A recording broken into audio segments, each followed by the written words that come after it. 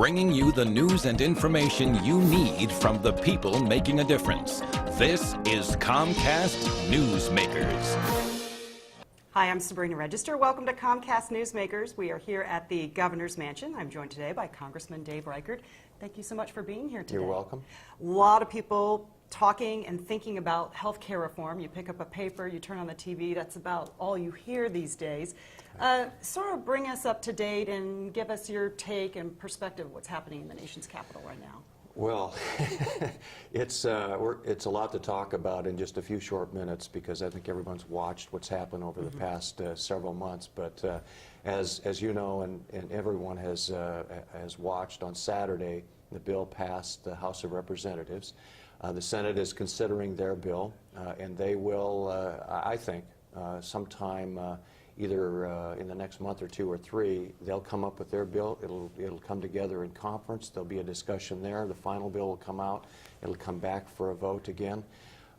My concerns are with the cost of this bill and how they pay for the bill. There's $700 billion in taxes attached to this bill on middle Americans and small businesses, and there's also a $500 billion reduction in Medicare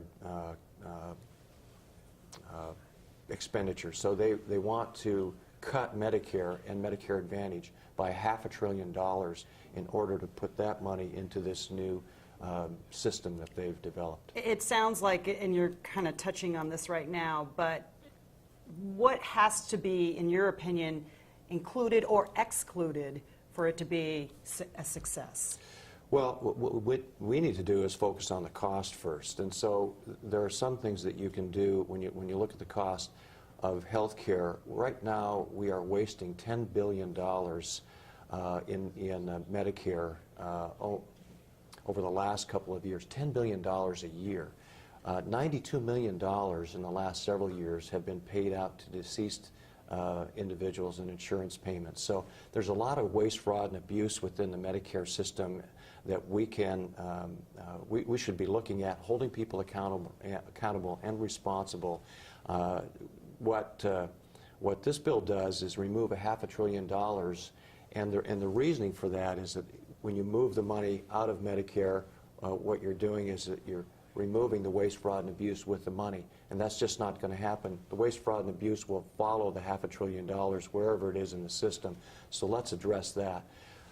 We also have some ideas on, let's have the states partner together. Washington, Idaho, Oregon, for example, come together, form a pact where they can begin to look at ways where they can reduce premiums and increase coverage. Give the states that ability and give them a federal grant if they reach a certain benchmark in lowering premiums and adding coverage within their own states. When you lower premiums, of course, you're going to allow those people who are uninsured or underinsured to have greater access to insurance.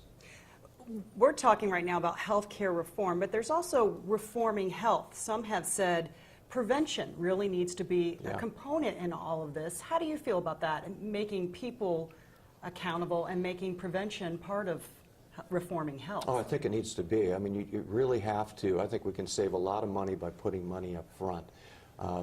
My father was a heavy smoker for years and sadly died of emphysema.